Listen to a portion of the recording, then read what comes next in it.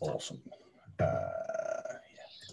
Good evening. It's 8 o'clock. We are back. I'm just going to make sure that I'm not going to give you any crazy echo by muting my YouTube stream. So we were here yesterday. We're here basically today and tomorrow and then Saturday. But Saturday's a bit of a special one. You've got to join the free trial for all of that.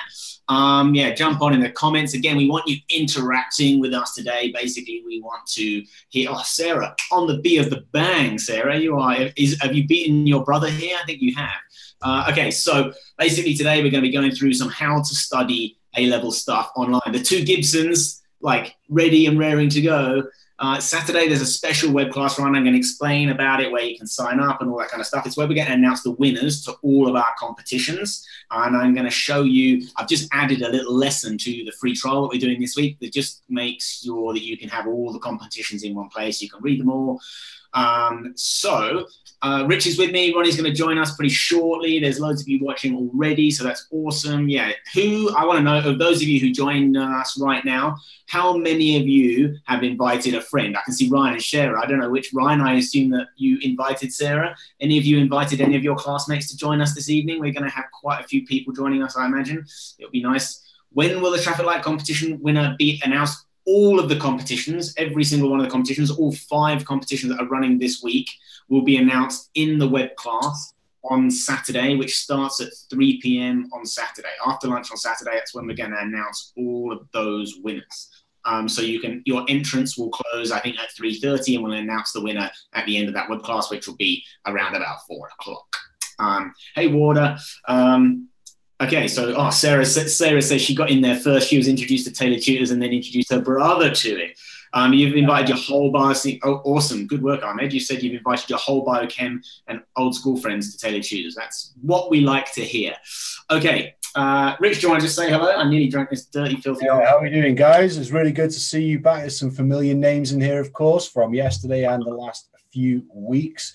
So yeah, we're hopefully going to give you a slightly different diet tonight. I mean, tonight is just like last night, all about telling you guys about the course. If we've got some new people in here that haven't spoken to us yet, then we'd love to hear from you if you've got any questions about the course. But equally, we are going to be focusing on, well, how to best use the course and how to basically study online. That's the title for this evening's live YouTube video. So that's what we're going to be helping you guys with. So if you've got any questions about study tips and stuff as we're going through this evening, specifically on study tips, then that's what we're going to be focusing on. Because I think, Rich, we're doing another Q&A session at the end of this. Oh, we certainly are. Yeah, we'll be doing a Q&A. So save up your biology, chemistry, and maths A-level questions towards the end, and we will answer them. Then in the meantime, we're going to give you some awesome study advice on basically how to use online resources and videos, especially for studying for your A-levels. In fact, Rich, what I'm doing in the chat in Zoom, which no one else can see right now, is I'm sending you some single sentences or some single lines. Would you be able to pull up your iPad screen and just write those as separate little blobs basically on the screens? There'll be, I don't know, 6 or 7 different blobs on the screen. Just draw like a write each line that I've sent you and just write them at separate places around the screen and just cover the whole screen. Well, just like equally space them out. There'll be 6 or 7 different things. Yeah. We've got maybe podcast. Okay, so I want to know from you guys, whilst I'm just slightly preoccupied doing this with Rich, I want you to think of something that you're really good at. What's a skill or a hobby, or it could be more or less anything. Something you think that, if you had to do an exam, your A-level exam in this thing, what would you do? It doesn't have to be academic. This could be cooking. It could be a specific computer game. It might be origami. It might be playing an instrument, something that you're really good at. And just spend a minute and type it into the chat. What is the skill that you're really good at? That's what I want to know. What else might I put in this? Skills. I play guitar. Yeah. Like, way I learned guitar, because I was mad into my computer games as like a teenager, but I really wanted to learn how to play guitar because I'm into like my metal and my rock and stuff. So I made sure I put that guitar in front of the cupboard where my old school like 8-bit Nintendo was. We are talking like late 80s, early 90s here. So I put the guitar in front of the cupboard where the Nintendo was. So I had to pick the guitar up first before I sat and played computer games. So it's like, okay, I've got to do this before I do something else. So I made myself do it. Okay, so that's an awesome idea. And that really ties into what I'm about to say. So we've got moaning and nagging and sleeping. Okay, sleeping, I'm pretty good at sleeping. Tidying things up. We've got gaming, sleeping, cinematography, Paulie, reading, probably horse riding. We've got filming. Hey, Cedric. So we want to just asking, what are you good at? Okay, so I'm willing to bet that those things that you think that you are really good at, or that you are really good at, you will have done many times. Now, that isn't rocket science. Obviously, the things that we would need to get really good at, you're going to have to do some practice, which with boring, in inverted commas, stuff like biology or chemistry or maths subjects that you have to study, now you don't get that much enjoyment from them necessarily, and therefore doing those repeats and spending lots of hours doing it isn't always that fun. So basically what we do, or what I try and do at TT, is like make the learning as efficient and effective as possible so that you get the understanding from it, which means you don't have any of that studying things that you don't understand is boring and tiring and useless, basically, because you're not getting any gratification from it. And also we try and make it as effective as possible, so you have to do the fewest number of repeats so that it takes you the least amount of time possible. And we're going to be sharing those skills with you today. So Rich, have you got some of those things? I've got teaching someone else, YouTube, TT videos, podcasts, lecture, and textbook. Have you got them sort of scribbled on the screen? So those are all up, ready to go. Okay, so do you want to share your iPad screen with us then? And we'll put this to the group. We'll put this out there. And guys, we're going to show you some different ways that you could learn something. So this is something, let's say it's making a super complicated recipe in the kitchen, or like you've got to learn a skill. Which one of these do you think are, I want to know, most effective, one or two, and put like most, and then equals, and then pick your one or two you think is most effective skills. And then I want your two. I'll mark them off on here and see how we go. Yeah, we'll just sort of do a bit of a tally system for the ones we get votes for. I'm just going to unmaximize my screen so I can see the chat at the same time. So what do we think, you guys? We've got teaching somebody else.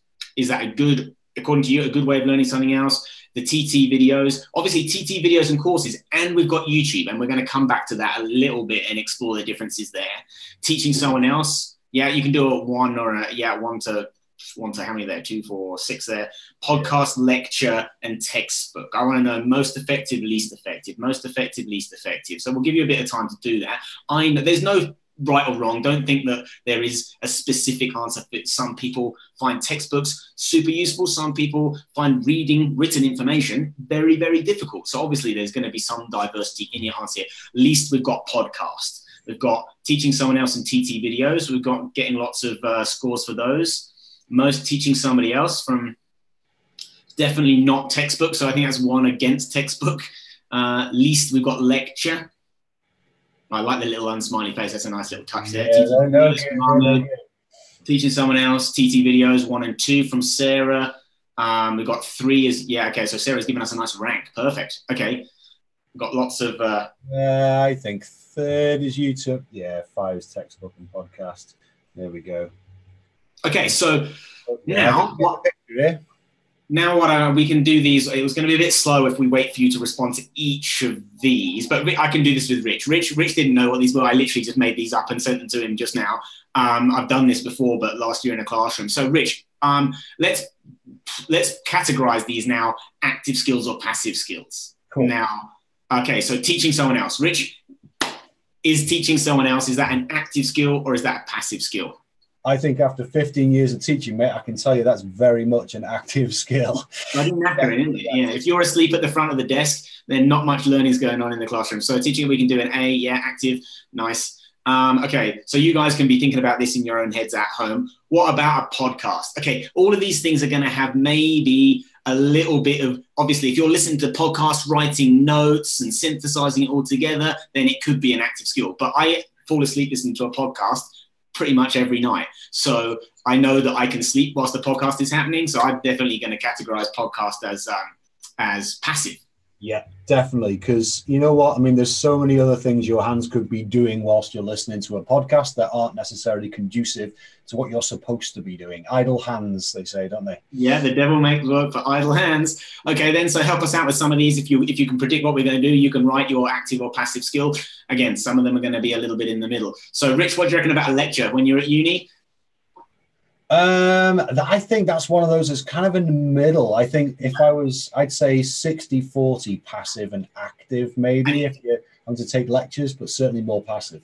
And it definitely, yeah, it's kind of up to the student. Yeah, it's kind of. I would personally say that if you're writing notes, again, it's active. A lot of students asleep in the back row, going to be passive. So I don't know. We can categorize that. I'd put that as passive, I reckon, Rich. I think because you don't have to be active. Teaching someone else, you can't. It's impossible to be passive and teach someone else. I mean, I've always said, like, you know, teaching in the chemistry lab, you've got students that are actively getting involved, answering the questions when we're talking to the class and getting involved as much as they can. They learn so much better than the ones just sit there writing notes, just listening, not actually taking part. So the more active you can be in a lecture, the more opportunities someone gives you to be active, the better. But generally speaking, yeah, unfortunately, it's passive most of the time. Yeah.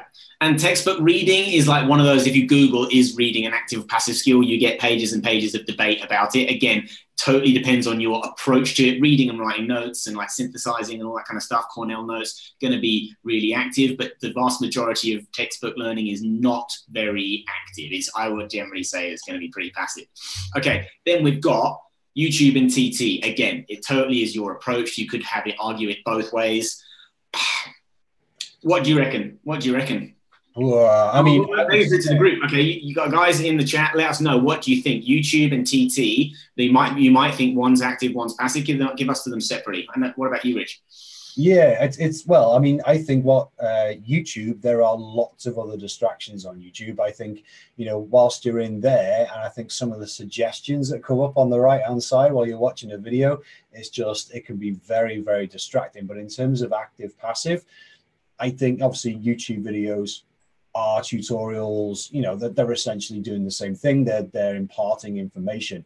But I think, you know, in terms of your options on what to do with those, I think, you know, we're a bit more structured, shall we say, in what we'd like our students to do with our videos. But yeah, YouTube, yeah, it depends on the student. Somewhere in the middle. Okay, so the next question is, let's put them as maybe active / passive. They can sit somewhere in the middle. And as the others are, they kind of sit on the fence. Now, what's the common pattern there? What is the you told us which ones you think you were the most effective. I'm just going to say, if you're watching this on mobile, you're watching this of the recording later on, you can view the chat, and I think it'd be really helpful to see what we're talking about now with the live chat. Even though you can't comment on it right now, you'll be able to see what people are contributing to, and you can see what we're responding to. So if you are watching this the replay, view the chat at the same time. It's going to give you a much better idea of how the lesson's kind of going to work. Okay, so what's the moral of this story? What's the recurring theme? Well, you and I are scientists, mate. It's all about looking for trends and patterns, isn't it? Looking for trends and patterns. So you've got to be active in your learning. You nailed it. Yeah. So like, you've got to be active. And TT videos and YouTube are a little bit of an exception because they're slightly passive, we've said.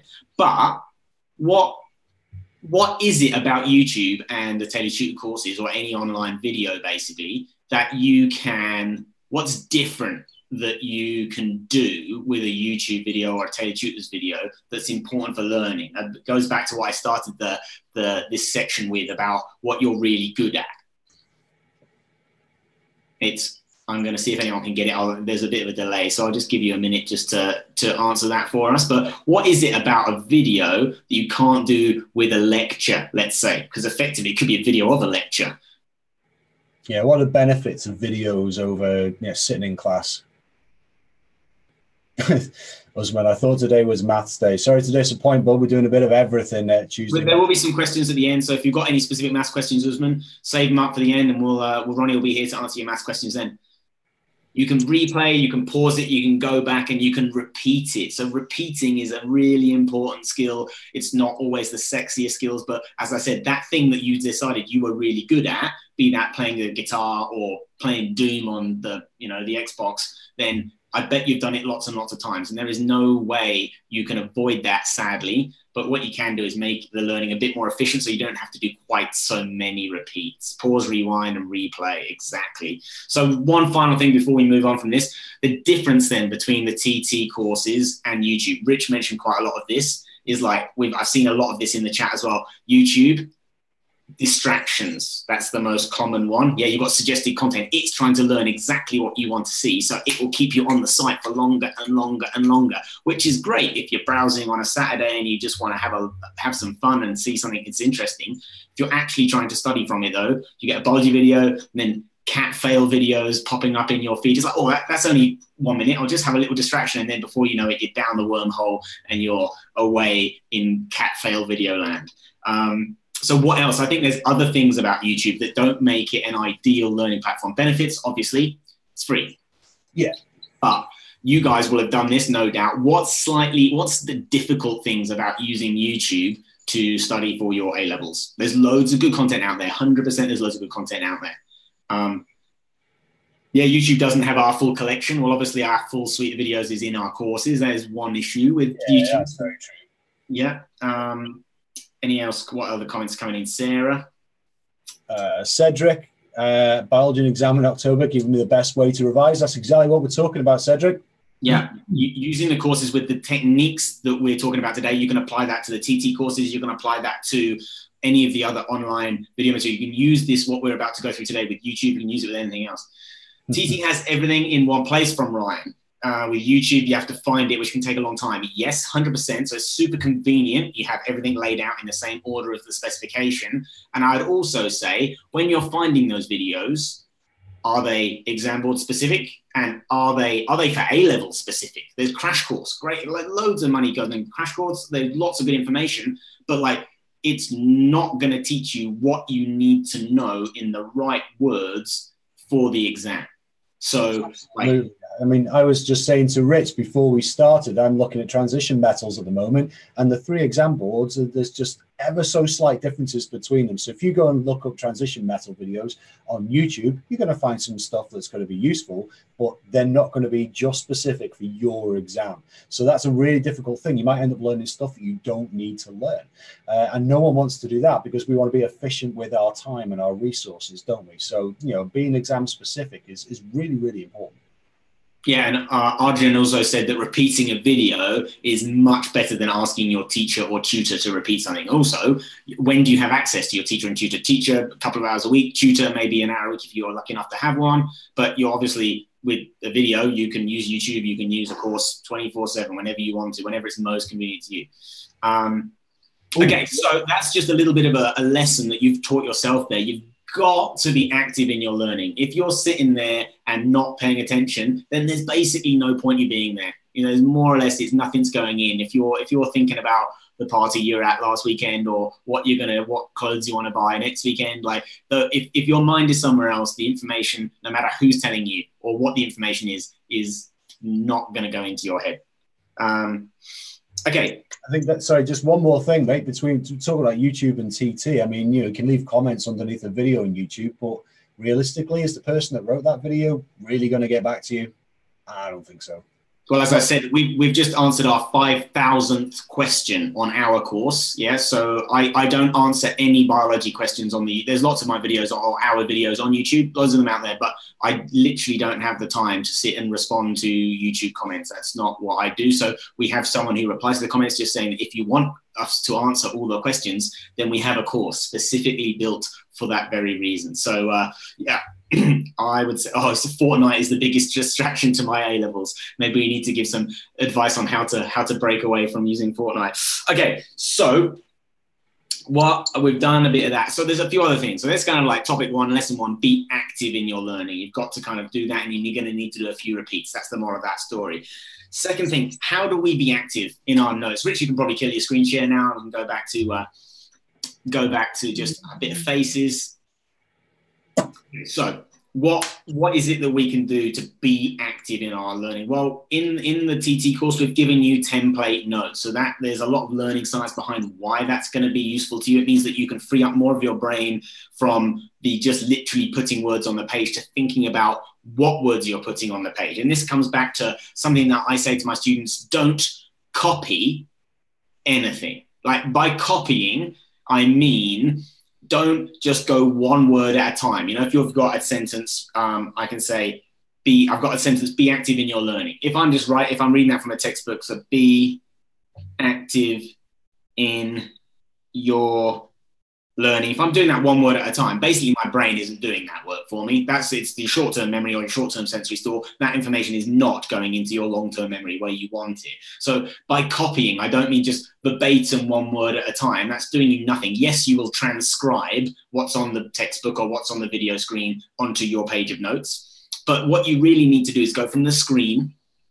to your head and then put it in your head and then write it on the page. It's got to come from your brain onto the page. Otherwise, basically all you're doing is photocopying it. You could literally put it through a photocopier. We know that that's not going to put it in our head by putting it through the photocopying machine. Copying one word at a time when you're not engaged in what you're actually putting on the page is not going to help you. With our template notes, I'm expecting students to create their own textbook by copying the videos, but not in such a way that it's just one word at a time. Take the sentence, make sure you've understood it. We're going to come back to a little bit of that, and Rich touched upon it the other day about how to use this, how to use the courses a bit more effectively.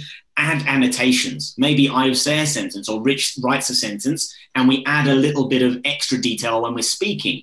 Pause the video, add the little annotation in, because if that's helping you to understand it, be active in your learning. Just sitting there and just carbon copying page after page from the screen isn't the right skill. The skill is being active, understanding it, interpreting it, putting it on the page in such a way that you understand it. This is for you. It doesn't matter if I understand it already because I teach it. But what the task is here is for you to understand it. And so that's got to go into your head. Okay, and also I'm going to go maybe touch upon fast learning, which is something that we developed for helping you to basically to get information in your head the fastest way possible. Next up, Rich, do you want to do a little bit on watch or write? Watch or write, but not watch and write simultaneously? Oh yeah, absolutely. I mean, we're talking about active and passive learning.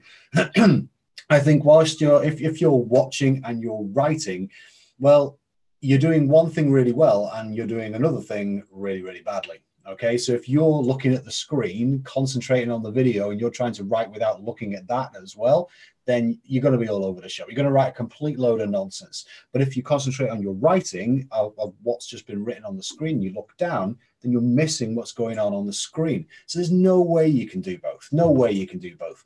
So as we were just saying, it sucks kind of thinking, oh, I've got to watch each video twice, but don't think of it like that. You're assimilating that information. So you sit and you watch that video right away through first time. And there's going to be bits that maybe you don't get first time round. And that's fine. If you understood everything first time round, then genius, A star, brilliant, good luck to you.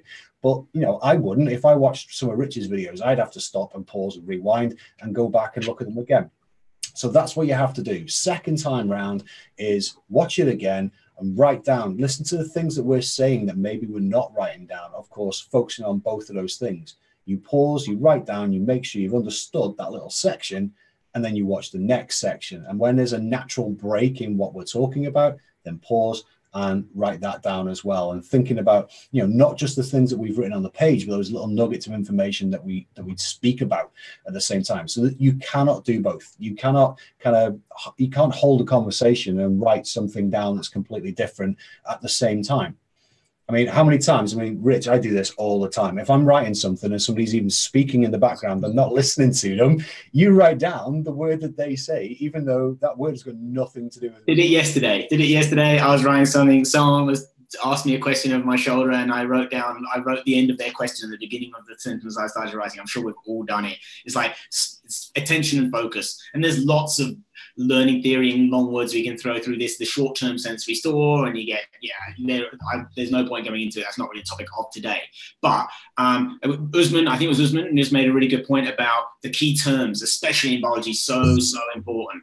And biology is kind of weird because you've got to understand it and you've got to know loads and loads of stuff as well. So let me just show you my screen and show you what we've done with our new template notes. I can just share my whole screen, no worries with that. So this is an example from the template notes that are available in the Ultimate Guide. So what you'll see here, in fact, maybe I'll choose another one. Let's choose one with some key terms in it. I wonder if I've got just a key terms video in here somewhere. We've probably got, I don't know. I'm just picking one at random. I don't know.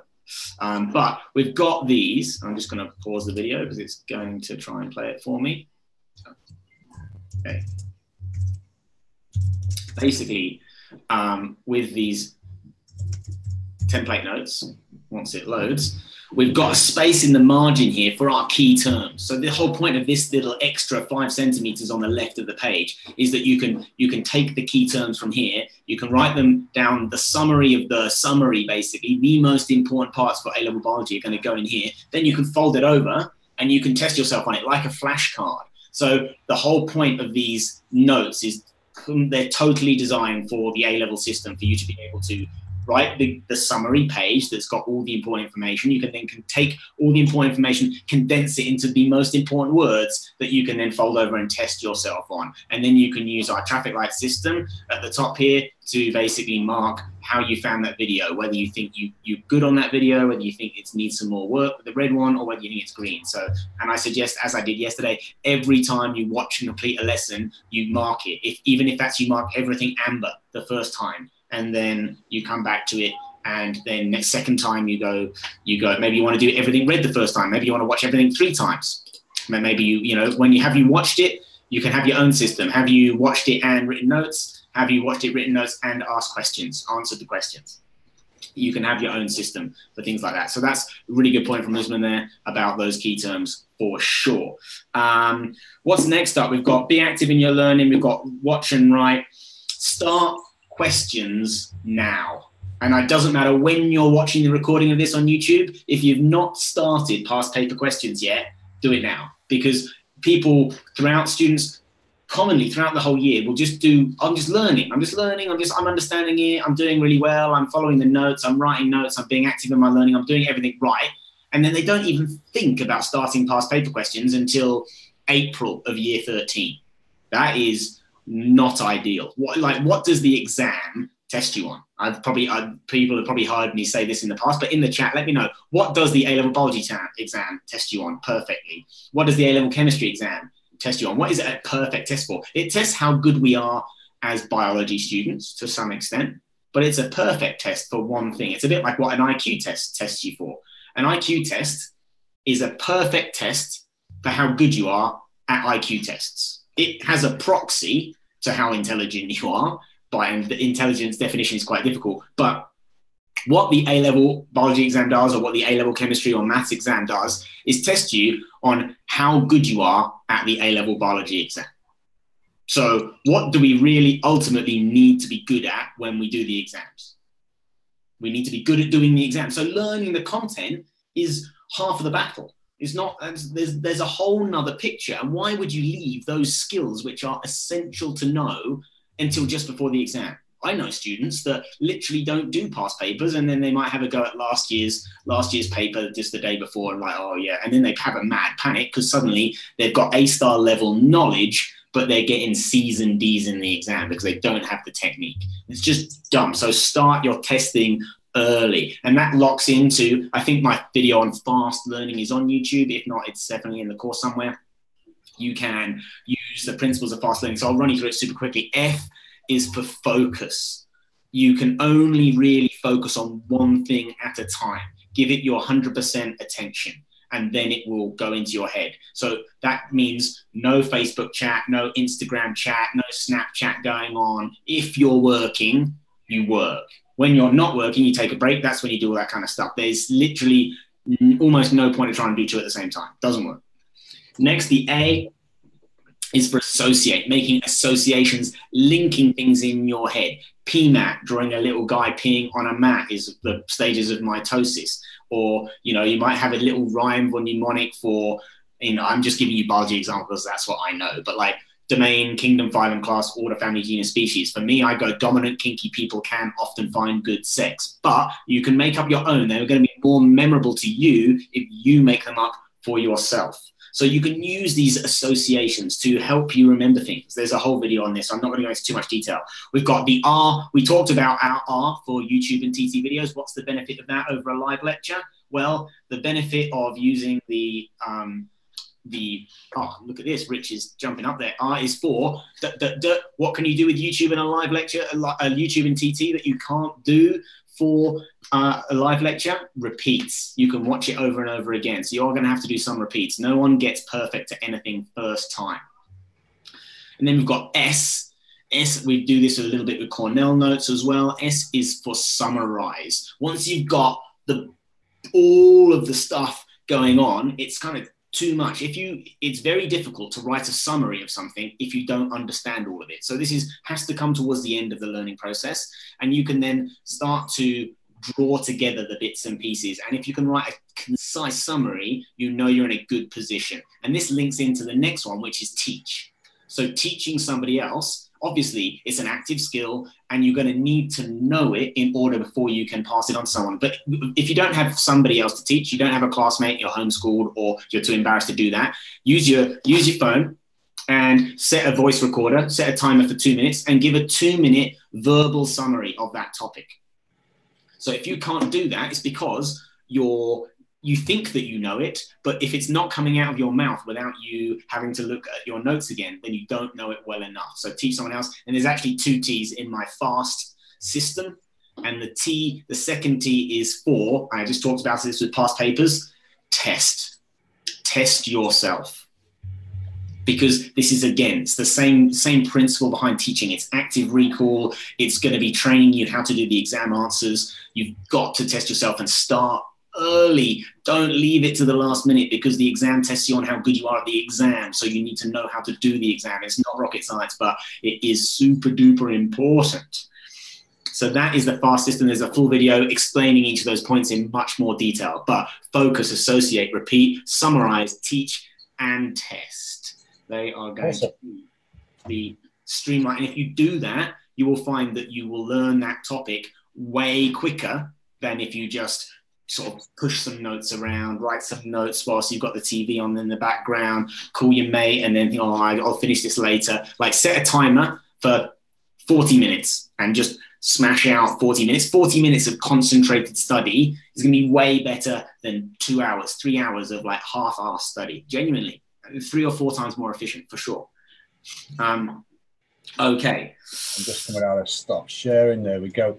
Yeah, oh yeah, absolutely. It's like I'm recording videos like there's no tomorrow at the moment, but you know what? I sit down, I focus on it, and then give myself 10 minutes break, and then get my head straight and go back to it. You know, if you just sit there and try to smash it out for like 3 or 4 hours on the go, you're going to end up, well, I'm going to end up producing loads of really rubbish videos, to be honest with you.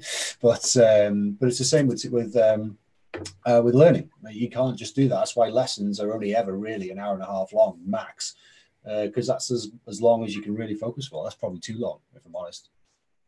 Yeah, for sure. And action hours for the win from Shannon there. So action hours is basically when you set a timer and you write down a single specific objective for what you're going to do during that 40 minutes or an hour, and you give yourself and you have to write it down. I've done this for years. If I just think to myself, I'm going to write notes on these 3 TT videos and then answer the questions that go along with it, like that, if I think it to myself, I somehow lose my train of thought. If I literally write that down on a piece of paper, then it's like having a little contract with myself. I set a timer. Timer's super important because you don't want a clock watch. You start the timer going, Ronnie's joined us. And then once the timer's going, you can just work, and then the time will go off, and then you take a break. So super good advice from Shannon there. But like some Pomodoro technique, Ryan. But I find Pomodoro 25 minutes on, 5 minutes off Pomodoro. Now, for me, 5 minutes isn't a long enough break. I put the kettle on, I go and make a cup of tea. You can make a cup of tea in 5 minutes, but then you've got to go back to your desk and sit down. I prefer a 15-minute break, or 10, 15-minute break, where I can actually sit down, take my mind off it, do all that kind of stuff. So what I would do, I would typically do about an hour. I can tell now when my concentration is waning and I have to take a break. 45 minutes to an hour and an hour and 15 is probably about the sweet spot for sitting down, one task, knock it off, and then it's done. Okay, sweet. There's a couple of questions on here I just want to answer, if that's right. Go shoot through them. So there's quite a few people here. I made a comment on the on YouTube, just because there's quite a few of these guys that we seem to be talking to are actually resitting a year, or are kind of resitting their exams in one way or another.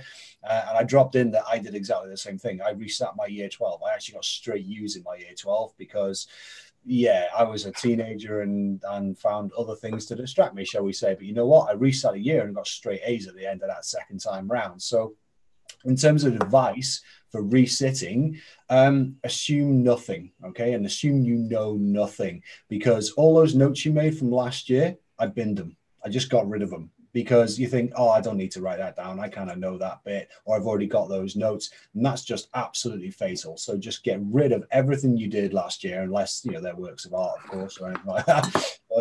But yeah, start again. Go in with a fresh, you know, kind of point of view and frame of mind, and think about what it is that you did wrong last year. Make a list of things that you did that distracted you, or maybe things that you didn't do that you should have done. So that'll be my advice.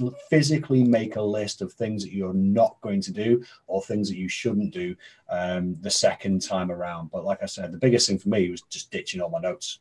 Just like, you know what, I'll pretend last year didn't happen, and I'm going to start again. And that's how I managed to do it.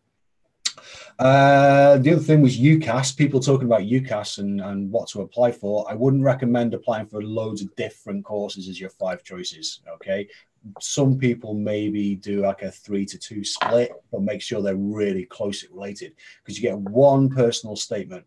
And if you're going for, say, a tossing up between pharmacy and pharmacology, and you're talking about pharmacy right through your personal statement, pharmacology unis are going to be like, well, doesn't even want to do pharmacology. They actually want to do pharmacy. So keep them, you know, to one course, or maybe slight variations on the same course. That'd be my my advice on that.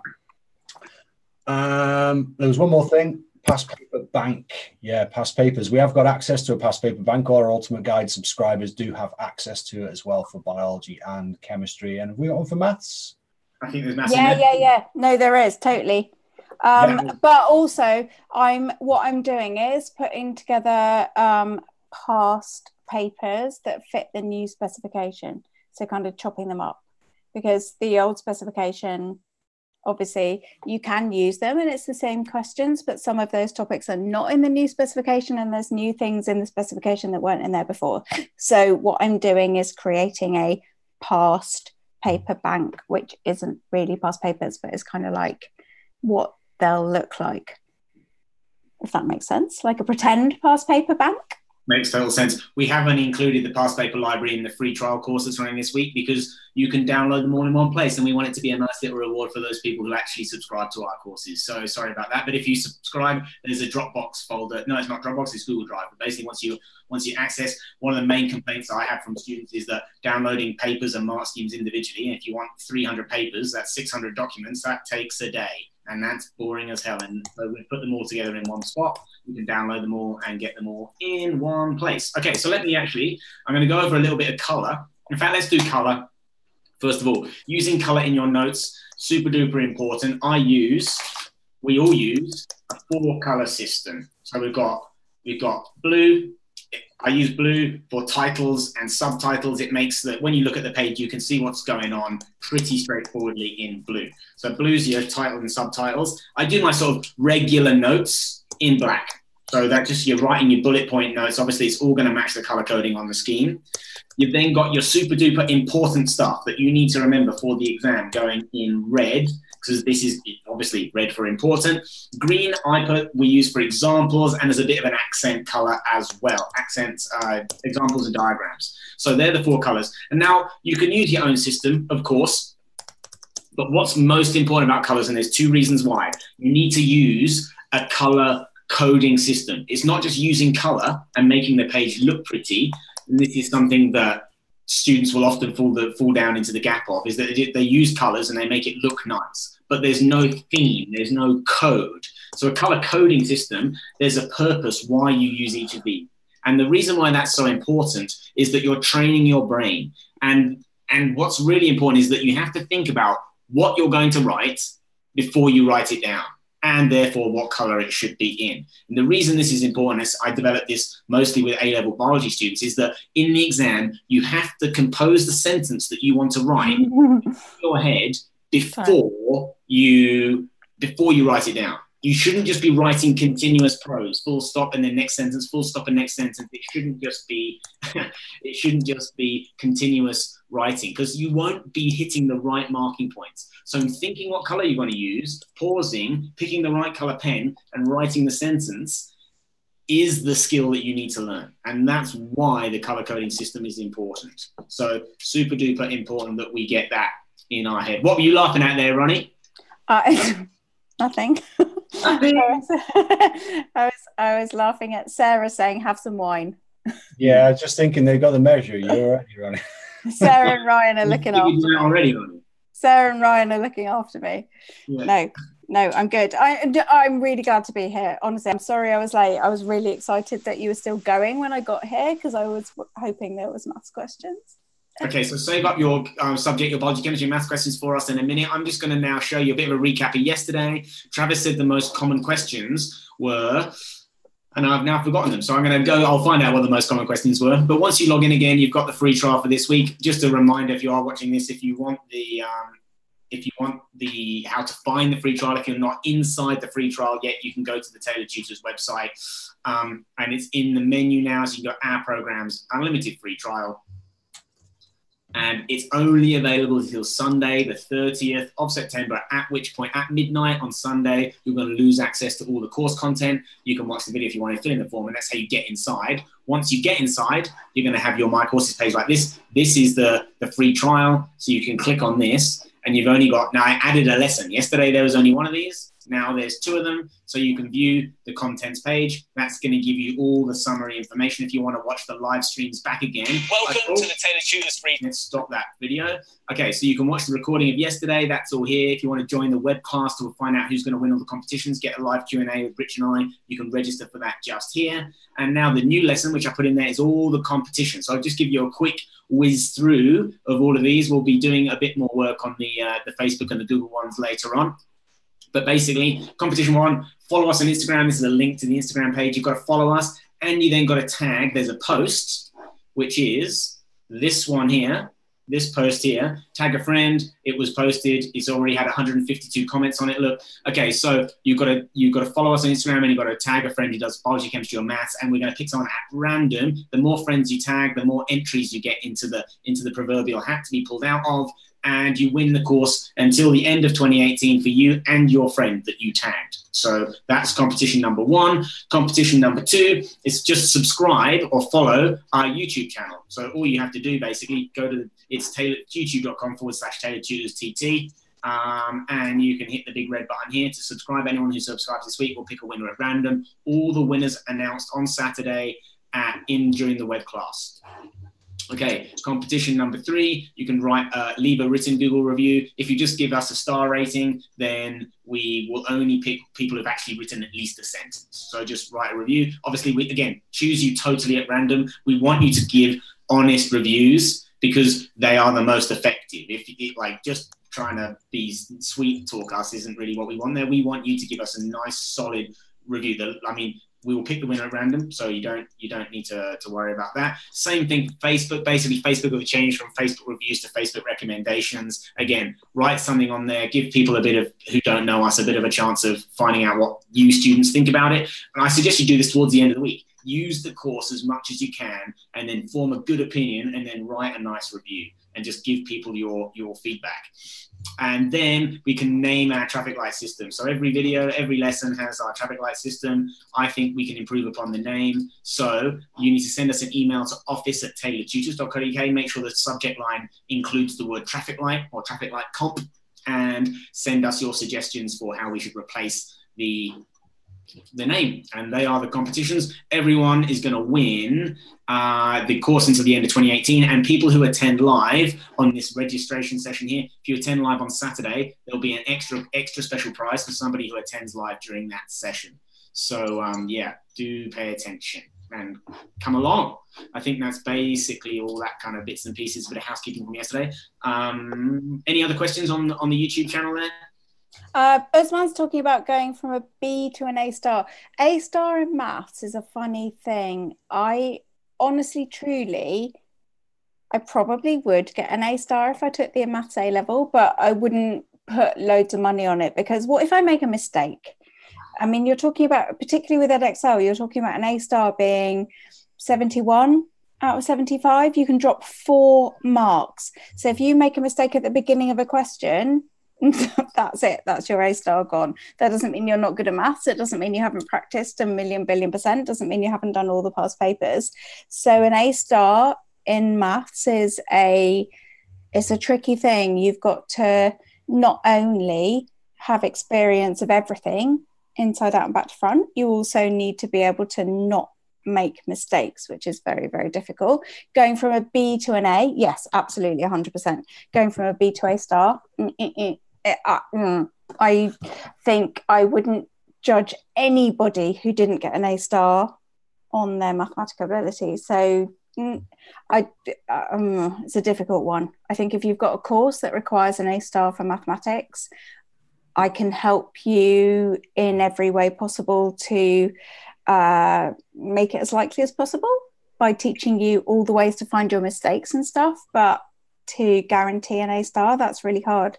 Rich, is that the same in biology and Rich in chemistry? Like an A star, is an A star like you in maths a lot more than you don't have the sort of the error carried forward. Like if you make a mistake at the beginning of a question, it doesn't really affect you so much. No, you can very much get to a point where you consistently hitting A stars in every paper. I probably don't do, to be perfectly honest with you. Like if I trained for it and I practiced, then I would get to the point where I was doing it pretty consistently. But even so, the exams are difficult, and it totally depends on where the grade boundaries are and all the rest of it. Yeah. Guaranteeing an A star is very, very difficult. But what you can do is get very consistent and do lots of past paper practice. I think consistency is key as well, because I think it's true that don't you need like a minimum of like 90% UMS in all 3 papers to get an A star? So you can't be like awesome at 2 things and rubbish at another. I think you need to be across on the new A levels. Yeah, on the old A levels for maths, you had to get 90 on C3, C4, which is the pure papers. So you could screw up the applied altogether. But on the new A level, yeah, it's consistent. You have to get like across the board sort of 90%, which is really hard because it's not just actually, this comes back to what we were talking about yesterday. It's that in a sense, these exams that you're taking, they're not just testing your knowledge, your ability in the subject, they're also testing your hoop jumping, your game playing, your understanding of the system. And to get an A star, you sort of have to know how you're going to be examined, and you have to respond to the exam questions in a way that fits the way that you're going to be examined, if that makes sense. And that's one of the things that we're really going to be concentrating on in our weekly webinars, is that exam technique. It's not just about the knowledge, the understanding of the subject. It's also about understanding your exam board, the type of questions they ask, the way they're examining you, and the way that you should phrase your answers in order to demonstrate your knowledge, if that makes sense. Yeah, 100%. I mean, that's really the whole point of those classes, is to, we've already covered the fact that learning the content is one part of it, but the next hurdle you've got to go over is answering the papers. I totally think, and I will do it at some stage, I will give the A-level biology exam to my biology mates around the world, people who have degrees and PhDs and all the rest of it. And I bet they don't even get A's. I bet most of them will get B's, would be my prediction, because they know biology, but they don't know the biology A-level exam. Yeah, I think most mathematicians would get an A, not an A star. Yes. Because they'd make silly mistakes. Because they'd make, a minus would turn into a plus, all the things that we all do. And then, but that would cost so many marks. And also the explain why or interpret the value of, like in biology, where if you don't phrase it in the exact right way, you're dropping a mark. But if you think that out of the old specification, out of 75, if you're getting 70, you're borderline AA star. So you're talking about tiny little drops in marks that are going to cause that difference between those 2 marks. It's really tight. And it's really, I think that's, one of the things we're really focused on in Tailored Tutors is like not just the subject, which we do love, to the extent that we argue all the time about which is the best, because we all think our subject is amazingly fantastic, but also we do really, really understand the examining system, and it's not just about the subject, it's also about what do you have to do to get those marks in the exams, and that's playing the game through what we're doing. Yeah, playing the game. Yeah. Okay, so I think we've covered basically all the bits and pieces. Hopefully we've given you some sort of top tips on how to study online. So I would do a bit of a recap. Number 1, be active in your learning. basically there's no point sitting there. If you've got a million apps open and you're browsing between different websites and you're just like not paying too attention, not going to be very effective. The fast learning video, find that out, the fast learning and the principles of focus, associate, repeat, summarize, teach, and test. We've also got using colors for a specific purpose, having a color coding system. We've got don't write anything whilst the video is playing. You're either watching or you're writing, so you're not splitting your attention. And start past paper questions from day one. Do a topic and then do your past paper questions on that topic. You don't leave them to the end of year 13 because that's just a recipe for bad news. Okay, well, have we got any subject-specific questions? I think we'll just roll on. Wait, but Ali's got a question about Saturday. Is it 3:30? Is it YouTube or Tailored Tutors? How do they access Saturday? Okay, so I've got that on my screen. Let me just pop that up and show you. So it is not going to be on YouTube. So that is the main thing to, I need to find Firefox now. Okay, so what you'll have got, where are you? Okay, so in the free trial lesson, and again, actually, I'm going to go all the way back to here because this will be probably, if you want to click on, if you're logged in, you'll see your My Courses button on the top right in the menu here. And it's going to be this one is where you can find the link. There's other places to it to find the link here, but this is the easiest one there. And then the free trial contents page. I'm just going to pause my video when it starts because otherwise you're going to hear me speak again. And then you see here, Saturday, 29th of September, obviously, at 3 p.m. It's a free web class, but it's not a YouTube live. You won't get to it from YouTube. What you need to do is click register here.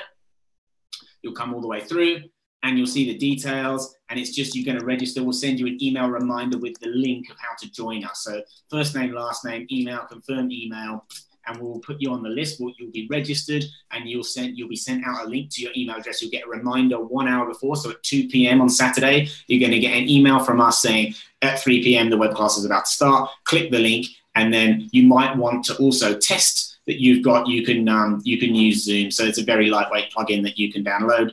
And it's all hunky-dory from there.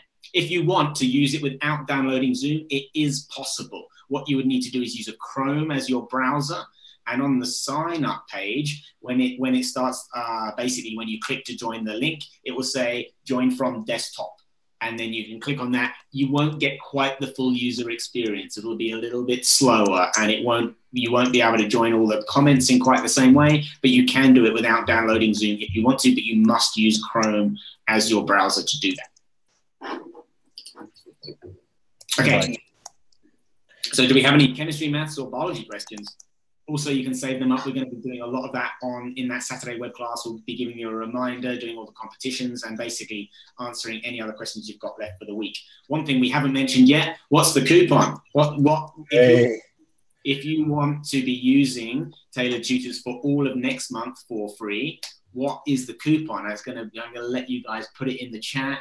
And if I'll just a little bit of a test. Okay, going back to the principles of fast learning. Yeah. One of the T's is for testing yourself. What is the coupon that you can use on any of the ultimate guides? So that any of the combination courses, so biology and chemistry and maths together, or biology, chemistry and maths together, you can use the coupon. Shannon's got it. Try ultimate free. So basically, if you use that anytime before the end of the month, you will be able to access the entire ultimate guide for whatever subject you choose. Totally free. You do need to put your card details in. You're starting a subscription. You're making the first payment $0 by doing that. You can unsubscribe at any time when you logged in. Just click on your avatar and then manage subscription. Super duper easy. What I would recommend is you set a reminder for, let's say you do it today, it's the 26th. So set a reminder for the 25th of October. You can just log in and unsubscribe. Then super easy. Okay, can I answer Usman's really good question? Why do vectors exist? I understand the question. I do understand the question, because what happens is that, okay, so what happens is you do mathematics, right, at school, and then you learn about this two-dimensional system, X, Y, and you learn about these coordinates, X, Y, and you do all this stuff with graphs that are two-dimensional, and everything is two-dimensional, right? How does that relate to reality? I don't exist in two dimensions. You don't exist in 2 dimensions.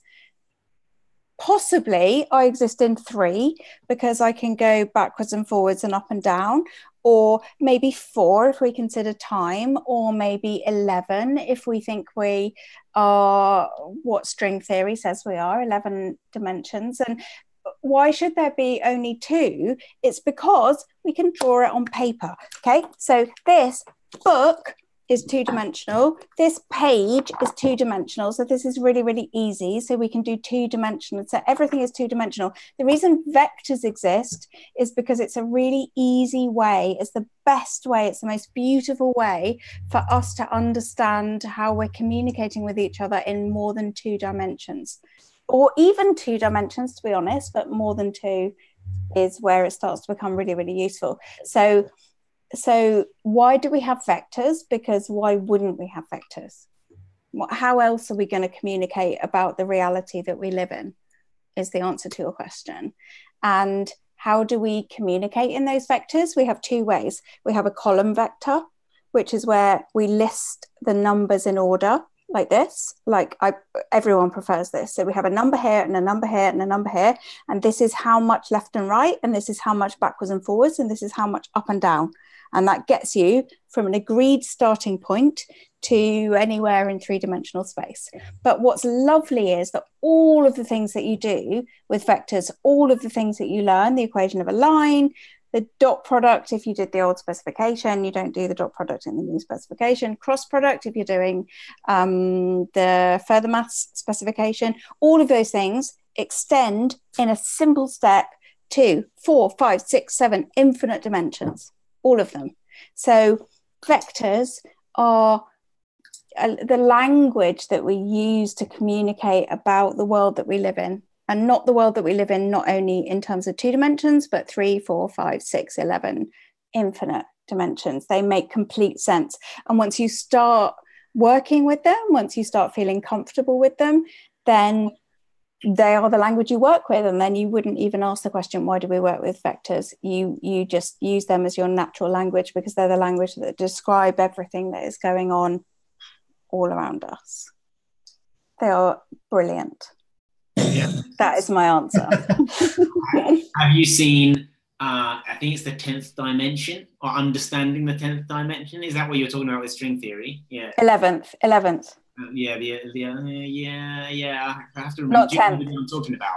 About you have a point, and then you have 2 points, and that's a line, and then you can fold through the 2nd dimension to the 3rd dimension of 3 points, and then you can fold through the 3rd dimension and get time basically in the 4th dimension. Is that am I on the right line? I mean, it doesn't really, your dimensions could be anything you like. Our brain has an understanding of 3 dimensions in terms of space. So the room I'm in now, I can move in that direction or that direction or that direction. There are 3 directions in which I can move, and I can also move in time.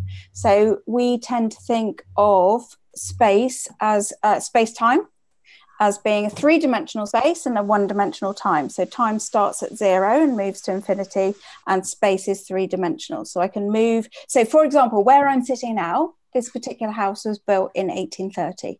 So many people have sat exactly where I am sat in the last, 200 years. And they have sat right here. And they were in exactly the same spatial dimension, but they were in a different time dimension, because they weren't in 2018 and I am in 2018. So there's those 3 spatial dimensions and the 1 time dimension. Now, string theory suggests that there are more than 3 spatial dimensions. I think it's 11 that's required for string theory. And the idea is that we can perceive 3 of them. We understand 3 of them in the same way that, for example, microwaves, your microwave, when you turn it on, sends microwaves into your food, okay? You can't see them because your eyes will not detect microwaves, but your eyes will detect this tiny spectrum of this tiny part of the electromagnetic spectrum from here to here, and it will see these ones as, what's the little song that the rainbow goes, red and yellow and green and blue. Your eyes will see anything that is vibrating at exactly these part of the electromagnetic spectrum, but it won't see all of these and it won't see all of these. So it won't see your microwave. But your microwave is still working. Your microwave is still sending these waves out, and you just can't see it. And the idea with string theory is that we can understand, we can see 3 of the dimensions and we can understand time, but there also exist all these other dimensions that we live in that we can't see, we can't feel, we can't perceive, but they still exist. And the mathematics of it, what's really, really lovely is the way that the maths and the physics combine. That's what's really, really nice, that the physics and the maths come together to produce something that is coherent, which is what string theory is, which is a beautiful theory of mathematics and physics, which I thoroughly recommend everybody look at. There's a book by, what's his name? The guy that does the, I can't remember his name. I can see him, but I can't remember his name. Well, what does he kind of do? I can't help you out unless I know this. There's a physicist. There's a physicist who has written a book. It is called Introduction to Quantum Theory and Introduction to Mechanics and Quantum Theory. And he's written both of those. Leonard Susskind, and he's done loads and loads of videos online. Jim Al-Khalili is really, really good. But Leonard Susskind is the one that actually developed string theory. And his lectures, he's really, really similar to Richard Feynman in that he's really good at explaining things that are really, really complicated in a way that people can understand, even though they're not from that background. And he's written a couple of books that are brilliant for people who want to get an idea about what physics is like beyond GCSE and beyond A-level. Really, really good. Sweet. Rich, did you get that PH question that we dragged back? Back? I just found it. For some reason, it just didn't appear. And I just had a ... And I think Shannon's come back and she's put it in there. So I've written that down. So I'll talk through that if that's all right. Might as well do that. Where are we? Share, because it's a PH question. It's got numbers in. I don't like numbers.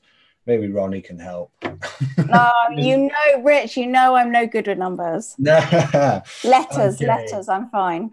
So this is the question. So we've got water at 373 Kelvin. Okay, we actually talked about this. I'm sure it was last week about how the pH of water actually changes with temperature.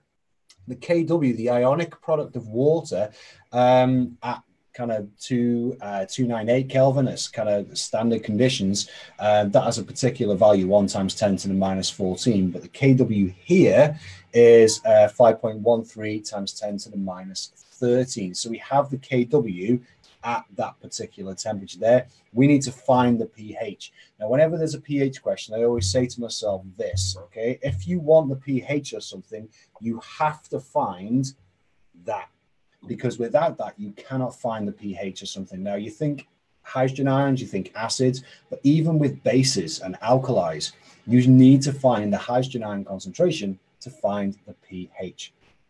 So this is our Kw expression. Now, Kw expression essentially is the hydrogen ion concentration multiplied by the hydroxide ion concentration. But we haven't got either of these things. So how are we meant to find like just one of them? Surely you need 2 of these things if you're going to find that hydrogen ion concentration. But what comes to our rescue is this, is that, you think about water and how that splits up in equilibrium. Oops, it's a rubbish equilibrium sign. Does this. Well, you can't make a hydrogen ion without making a hydroxide ion. It's 1 to 1. About these 2 values. Sorry, bud. 1 to 1. 1 to 1, absolutely. So if these 2 values are the same, what do we need to do with Kw in order to find one of those values? They are added together. Oh gosh, what do you need to do? So if H plus times OH minus equals 5.13 times 10 to the minus 13, how do you find that? So divide it by... Is it like logs? Not logs. Well, we get to logs, but essentially, if we know times is that you got like H2O. Oh, I don't know. Square root it. Divide it by itself, so square root it. Square root it, absolutely. So if you square root Kw, that will equal the hydrogen ion concentration. It will also equal the hydroxide ion concentration. Okay, that makes no sense whatsoever. What? What doesn't make sense, mate? Write it out in a triangle, Rich. I think maybe that will help. Yeah. How, if Kw is H plus times OH minus, then why is Kw square rooted H plus? So the product of write out maybe A's and B's. In fact, I'll let you do the teaching. You're a bloody teacher. So what we're saying is, I'm coming at it from the points perspective. I just figured it out because I'd never done this before, and I was like, yeah, forget the plus and the minus sign, Ronnie, inside the square brackets. Just yeah, they're just charges on the ions. So think of it as H and OH. Think of them as two separate values, but what we do know is that those two values are exactly the same as each other. Oh, how do you know they're the same as each other? Wait, how do you know they're the same as each other? They have to be the same because when water splits up, so water here, when that splits up to form H plus and OH minus, you can't form one without the other. When H2O, two hydrogens and an oxygen, splits into one hydrogen and a hydrogen and oxygen. That makes sense? So it splits in half. So if you were to divide a chocolate bar in half, you can't make one half without making the other. That makes sense? Yeah. So the hydrogen ion is one half, and the hydroxide ion, the OH, is the other half. Yeah. Because you're starting with water. It's an aqueous solution, so it must be in water, right? So essentially your H plus times OH minus is a bit like saying Kw is like X squared. Yeah. It's something times itself. So the square root of Kw is going to equal H plus, which will also equal OH minus. Yeah, so I'll just do that now. Square root of 5.13 times 10 to the minus 13 equals 7.162 times 10 to the minus 7. So that equals our hydrogen ion concentration. Now we know that pH equals minus log base 10 of a hydrogen ion concentration. That's your definition of pH, by the way. No words in that definition for pH. That's what you need to write if you ever asked it. So if we minus log the answer, we get 6.15, and that is the pH. Do you have to write 10? You don't, but I tend to because I'm a mathematical numpty and I need to because on a calculator, if it says log, that means log to base 10, like square root means like second root. Students who do maths shout at me for years, like, why do you say base 10, Rich? It's like, it's just, that's the way it's stuck in there and that's the way it's staying. And also, but you don't have to write it for the marks or anything. No, you don't have to write it for the marks. The off-qual guidelines will tell you that they can, in biology, ask base 2. They don't have to ask base 10. I've never seen a question that's base 2. In biology, that is occasionally used, but I've never seen it in the exam. So generally speaking, unless it says something else, it's going to be log 10. But being aware that my lesson on this in the biology, maths and stats course will sort of show you what these are, because I didn't do anything beyond GCSE maths, so I had to sort of go back to the drawing board and teach myself this a little bit, and I shared it from a very first principles point of view. That's why I was trying to help Richard out there, because Richard understands it, Ronnie wasn't understanding it, and I just kind of was in the middle, so I was trying to bridge the gap a little bit. So you could just write log H plus. Yeah, minus log H plus in square brackets, then you get them up. Yeah, and the square brackets, Ronnie, represent the concentration. It means the concentration of hydrogen ions. Yeah.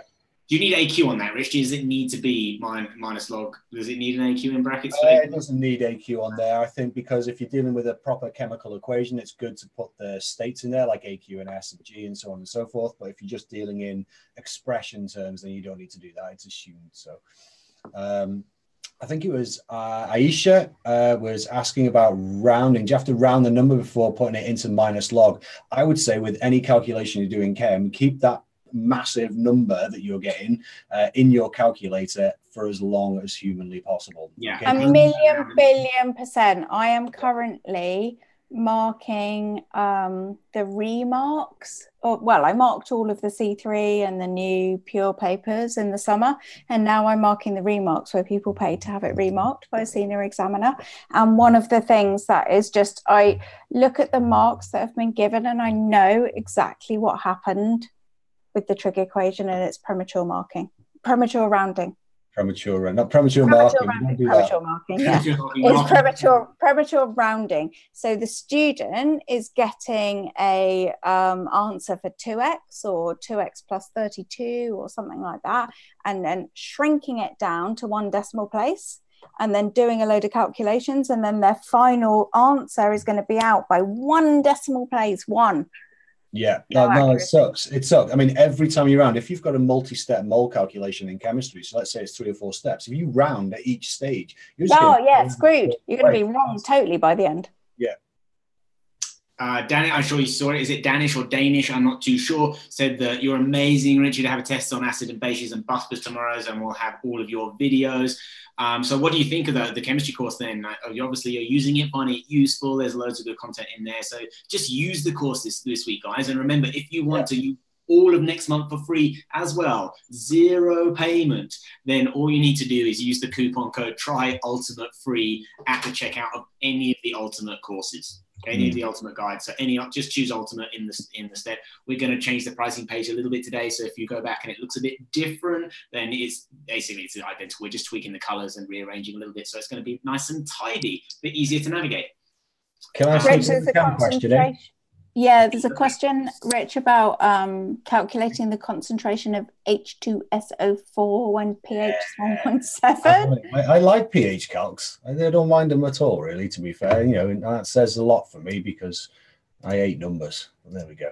H2SO4, pH 1.7.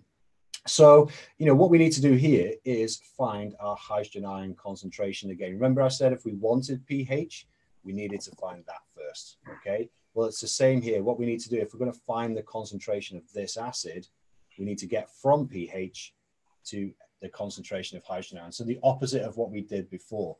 So if pH equals minus log hydrogen ion concentration, all right, without the base 10 this time, then hydrogen ion concentration equals antilog minus pH. So it's the anti-log button on your calculator. So that's the first step. If you're going to find any concentration of an acid or an alkali or a base, then this is what we do. So if we anti-log, so that shifts, 8 calculators, minus 1.7, you've got to put the minus in, and that equals, the hydrogen ion concentration equals 0.01995. I'm going to use their numbers after that, but I'm keeping that in my calculator, okay? So I'm not rounding that at this point.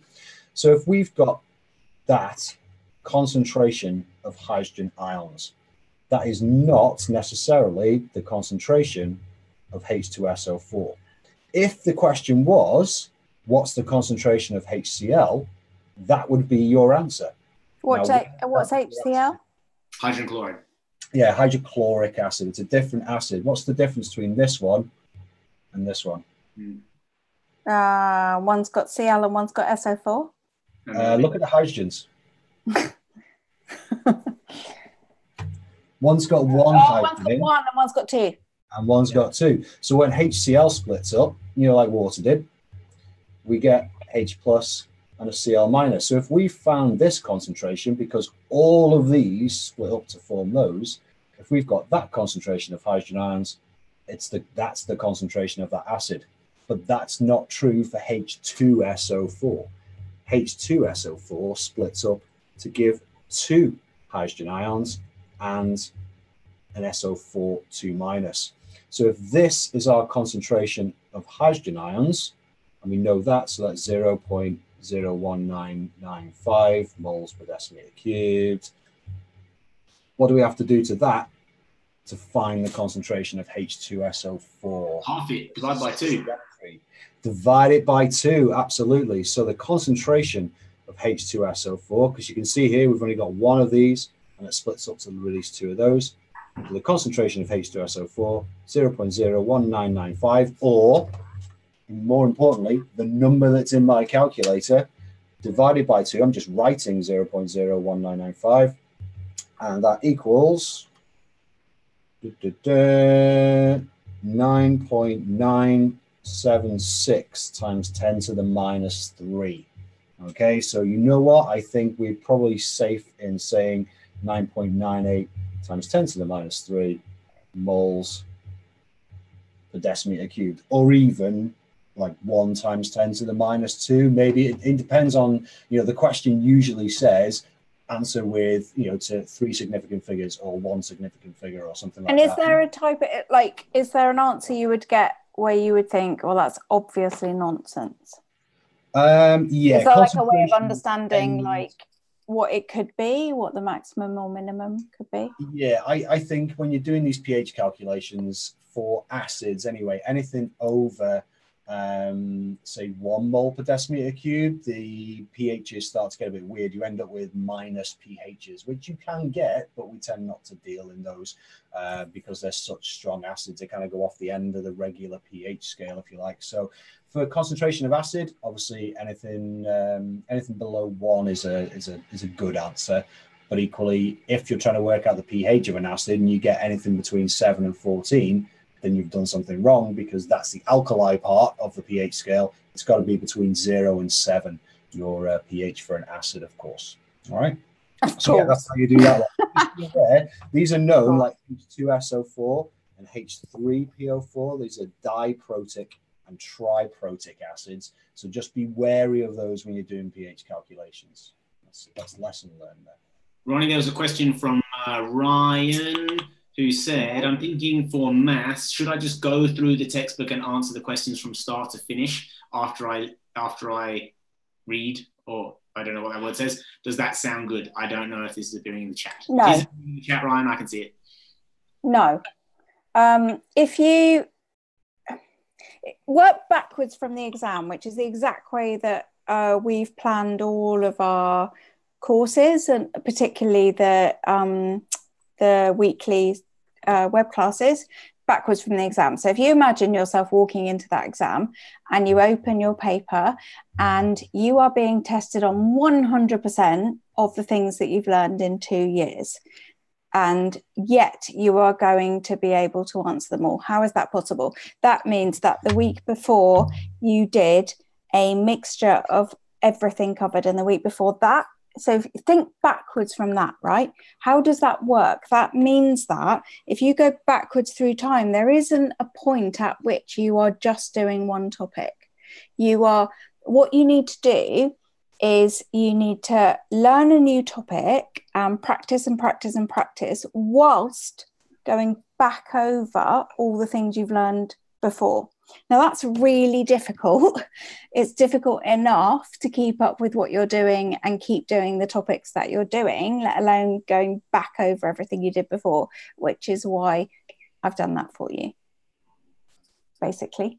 So yeah, I think the advice would be stick with your lessons and your homework that you're being set at college, but also if you turn up each week to the weekly webinars that are on the Ultimate Guide, then there will be a playlist, and that playlist will tell you this week, watch these videos. And if each week you watch those videos, then by the end of March, you'll have covered the entire course. So you'll be ready to work on past papers, and we'll start working on those nice charts that everyone's been talking about and putting stickers on and that kind of thing, and working forward. By the end of March, everything will be covered.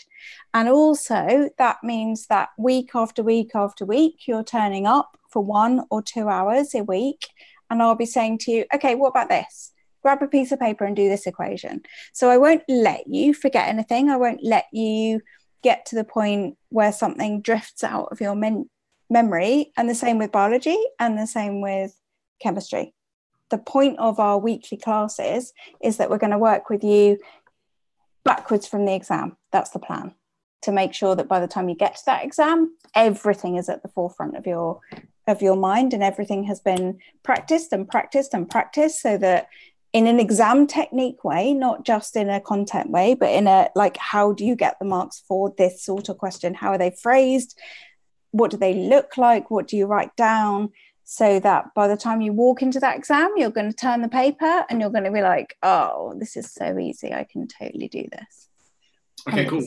I think we should start tidying things off. We've been here for a while. I finally got a biology question from, it must be because my course is so good, there's just no questions on it, something like that. There it is. Okay, so I think it was, I don't know if it's Danish or Danish, you asked me about, I'm just trying to track back. Hi, Rich, I had a question in biology about loss of memory and speech and paralysis below the neck.